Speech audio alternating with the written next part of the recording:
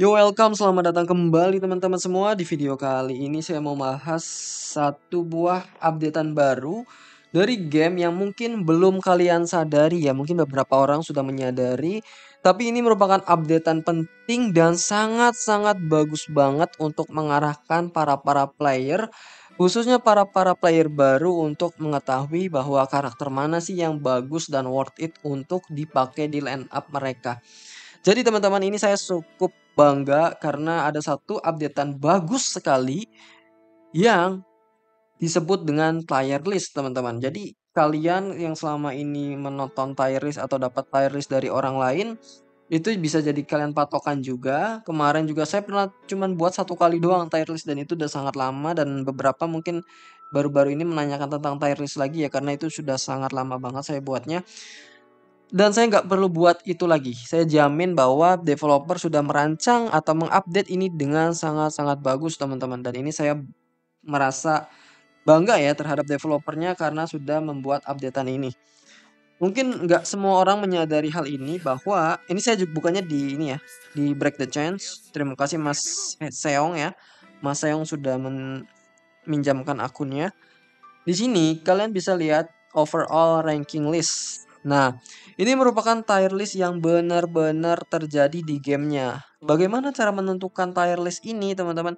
Yaitu developer mengadopsi atau mengekstrak beberapa player top yang ada di game dan akan menempatkan ke Triple S untuk hero-hero yang paling sering dipakai. Gitu ya teman-teman ya. Jadi kalau kalian nanya tier list bagusan mana ini dengan ini, kalian cukup lihat dari sini aja teman-teman. Contohnya Yamori Ijo dan Yamori WIT. Ini bagus ya dengan tier list seperti ini, karena memang Yamori Ijo menurut saya memang lebih bagus dibandingkan Yamori WIT ya teman-teman. Kemudian ada yang nanya lagi Arima SKL, Arima WIT dengan misalkan Amon Dojima ya, kalian lihat aja di sini. Arima Kisai ada di bawah teman-teman dibandingkan Amon Dojima. Tadi udah saya lihat-lihat, ini sudah cukup proporsional sebagai tier list. Cuman memang ada beberapa yang seharusnya agak sedikit naik ya. Contohnya kayak Kyoko Aura, ini dia masuk ke bagian bawah karena mungkin dia sebagai buff doang ya dan sebagai hero stronghold gitu. Seharusnya mungkin dia bisa masuk sini sebagai backup ini ya, backup assessment. Seharusnya dia bisa masuk sini. Cuman ada beberapa doang yang ada kesalahannya gitu ya. Jadi saya nggak perlu buat tier list lagi seharusnya. Di sini bisa menjadi panduan kalian player baru, player lama, dan menentukan karakter mana yang mau digunakan. Kalau di Awakening juga sama teman-teman, ini udah diperbarui, kalian bisa cek langsung aja ya. Jadi kalian bisa tahu misalkan kalian fraksi CCG gitu ya, fraksi CCG kalian butuh apa aja, misalkan butuh Juzo, kemudian butuh Arima SKL, butuh Amon gitu ya. Cuman sayangnya ini ya, Juzo biru dia turun ke bawah karena memang potensinya bentar lagi mungkin akan sedikit tenggelam ya, karena damage-nya sudah udah agak lama soalnya ininya, apa namanya, hero-nya, jadi sedikit-sedikit tuh di-nerf damage-nya sama developernya. Nah gitu ya. Dulu itu cara per tier list-an di sini itu adalah karakter baru semua ditaruh di atas. Itu yang saya nggak suka ya. Padahal karakter baru yang nggak bagus itu contohnya adalah apa ya? Kalau saya boleh jujur, karakter baru yang kurang bagus itu, nah ini ya, kayak Uta ini gitu. Ini harusnya kelempar jauh gitu loh, karena nggak begitu bagus di battle-nya. Jadi ya tier list itu seharusnya seperti ini, bukan berarti karakter baru nih ditaruh di atas semua. Itu salah kemarin tuh tier listnya, dan sekarang sudah diupdate dengan komposisi yang sudah proporsional ya, walaupun belum 100% benar, tapi kalian udah bisa jadiin acuan gitu ya. Kalau kalian mau Aogiri nih, kalian bingung ya sekarang di Awakening Aogiri timnya apa aja? Ini nih Noro, kan saya udah bilang ya Noro. Kemudian ada si apa namanya Jason Ijo. Nah, kemudian ada si ini si siapa ini namanya? Ayato Pisai. Nah, satu lagi ini terus ada ini juga Naki juga ya. Nah, satu lagi kalau saya lebih saranin sebenarnya ini ya. Saya lebih suka ini Ayato merah, cuman karena dia CP-nya kecil sekali nih. Top CP 49 gelo jauh banget. Jadi mungkin kalian bisa pakai Ayato merah, mungkin Ayato merah, Ayato hijau gitu ya. Kalau top CP ini top 32, lebih gede CP-nya. Nah, kalau di atas nggak ada lagi kan ya Aogiri ya, makanya cuman ini aja 1, 2, 3, 4 yang rekomendasiin. Kalau sekarang di global baru ada si Ayato Pisai, dan ini kepake lama nih Ayato Pisai nih, bagus banget di Aogiri. Tapi kalau saya pribadi ya, kalau boleh jujur, saya lebih suka Ayato Merah. Kenapa Ayato Merah, Mas? Karena di bagian Naki, itu dia ada yang bagian meningkatkan damage non-active skill. Damage non-active skill itu ada di sini gitu loh, di Ayato Merah, di awal loncat dia kena damage gitu ya. Kemudian di sisi Gi, ya benar ini ada si Juzo, Arima SKL ya. Arima SKL walaupun udah ketendang jauh CP-nya, tapi dia masih masuk ke hero yang punya tier list di atas. Nah, ini benar nih tier list seperti ini ya. Kemudian Toka ini juga, Toka SKL juga bagus teman-teman. Kemudian ada si ini juga, si Toka Kirishima Natsumatsuri. Nah, ini ketendang jauh ya, CP-nya langsung 20 coy. Ini top CP masih 15-an. Taikusai Nishio ya. Ini bagus juga untuk Anteiku 1, 2, 3, 4. 4 ya oke lah. Oke, cuman ada 4 di sini dan ini 4 karakternya bener ya, ada di atas. Cuman yang agak sedikit mengkhawatirkan untuk ditendang adalah si Toka SKL ini teman-teman, karena dia serangannya single target ya.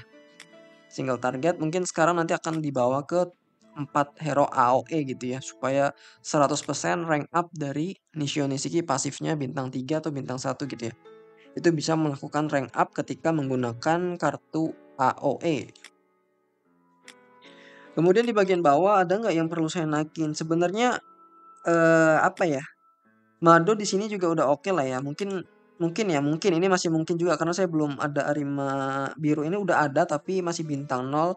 Saya mau upgrade pakai Venetian, cuman saya tuh orangnya karena penabung ya teman-teman ya, mohon maaf ya, walaupun banyak yang menyatakan ayo demi viewer buat upgrade Arima biru. Tapi saya nggak bisa teman-teman, kayak karena saya sebagai YouTuber tapi saya tuh lebih ke player gitu loh, bukan sebagai YouTuber. Kalau kalian lihat di kolom chat atau apa gitu pasti saya muncul, tapi tolong hargai saya sebagai player ya teman-temannya, bukan sebagai YouTuber saja. Jadi saya masih belum tahu nih potensi Arima biru ya, walaupun banyak orang bilang bagus, tapi saya nggak mau bilang bagus kalau belum nyoba langsung teman-teman. Minimal bintang 3 baru saya tes, kalau sudah oke, saya baru bilang oke. Jadi Mado ini di bagian bawah oke lah, di bagian bawah karena dia udah cukup sangat-sangat lama ya Mado nih ya. Dia taruh ke bawah. Dan Arima biru posisinya ada di atas. Nah, saya tuh harapannya gini, karena kan ini baru update pertama kali saat ini ya, pada saat Halloween. Saya harapannya gini, ketika next banner ada muncul nih, baru ya, misalkan anniversary anniversary Toka misalkan ya, anniversary Toka. Saya harapannya gini, si Sigi ini misalkan terbukti tidak bagus nih si Arima misalkan. Dia itu langsung diturunin ke bawah, walaupun dia baru rilis gitu, baru minggu lalu atau baru banner sebelumnya rilis gitu ya. Harapannya bisa langsung ke bawah, langsung difilter gitu sama developernya. Kemudian untuk yang di bagian bawah ini juga kalau bisa ya, kalau bisa ada potensi naik ke atas. Misalnya yang kelihatan banget itu adalah Arima WT. Arima WT ini memiliki pasif sebagai penetrasi yang tinggi ya. Dia penetrasinya tuh tinggi banget dari pasif skillnya. Nah, saya harapannya ketika ada hero support dari sisi Gi nanti beralih ke penetrasi misalkan, penetrasi otomatis Kishu Arima ini sangat diuntungkan. Dan saya harapannya ini orang atau nih hero nih bisa naik ke triple S gitu ya untuk tier list-nya. Kita akan sama-sama lihat nanti ketika ada karakter-karakter baru gitu ya. Taikusai ini sebenarnya saya suka banget, tapi potensinya dia kenapa sekarang makin kecil ya? Defense-nya itu makin tidak ada kelihatan. Maklum lah ya, kalau gini, ini yang selalu terjadi di game ini. Karakter yang udah rilis agak sedikit lama gitu ya, itu sedikit-sedikit di nerf tuh. Walaupun kelihatan tidak ada nerf atau notifikasi atau papan pengumuman nerf ya, tapi sedikit-sedikit tuh kayak defense-nya berkurang, attack-nya juga nggak sesakit yang sedari awal gitu. Itu seperti itu kalau udah 3 atau 4 banner sebelumnya gitu ya. Padahal potensinya harusnya masih bagus. Tapi yang masih bagus banget itu adalah di Carnival. Itu saya nggak tahu kenapa ya. Carnival itu potensinya masih bagus terus loh. dari tahun misalkan udah lama banget keluar, misalkan Arima Pisai, ya dia tuh nggak ada penurunan statistik dari serangan damage dan defense itu nggak ada. Beda sama karakter eksklusif gitu loh, yang mungkin sedikit-sedikit di nerf dan lain sebagainya saya nggak ngerti juga ya. Nih kayak gini nih, ini semuanya sama dari awal rilis sampai sekarang tuh ya seperti ini gitu loh potensinya. Tidak menurun gitu loh. Sama kayak si Jason juga gitu. Tidak menurun potensinya, cuman memang kalau buat disatuin sama tim Augiri agak sedikit kurang gitu ya karena nggak ada pasif meningkatkan statistik untuk rekan satu tim gitu loh. Tapi yang saya suka itu tidak ada pengurangan gitu. Misalkan dia jadi lembek banget sekarang itu tidak ada teman-teman. Yang kelihatan banget tuh ya hero-hero kayak begini gitu loh. Jangan-jangan nanti ini pun suatu saat misalkan 2 atau 3 bulan lagi damage-nya justru nggak kerasa sama sekali gitu loh. Itu bisa terjadi di hero eksklusif tapi di hero Carnival ini saya tidak menemukan hal itu gitu loh, gejala itu. Itu sedikit fakta unik ya. Kemudian kita lihat di ini ya, Fire S is okay, menurut saya sih oke-oke aja ya. Mungkin Wasu bisa naik ke atas sebagai buffer. Dan ini juga harusnya ada di atas nih. Kyoko Aura ada di SS. Toka ini saya nggak suka. Shinohara dia bagus banget sebenarnya buat stun ya. Dia berhak naik ke atas ke sini harusnya Shinohara. Gitu ya. Kemudian di bagian sini oke lah. Oke, ini bagian hero-hero biasa ya. Kemudian di bagian atas yang harusnya diturunin tidak ada ya, menurut saya ini bagus semua teman-teman. Karena kondisi saat ini di Anteiku juga ini masih dibutuhkan gitu ya, belum ada karakter baru yang buat menggantikannya gitu loh. Mungkin yang agak sedikit mengkhawatirkan ini ya, Arima Arima Halloween yang baru. Saya belum tahu potensinya seperti apa, so kita nanti tunggu aja ketika beberapa banner setelah ini apakah dia masih di atas atau tidak developer mengplot dirinya teman-teman.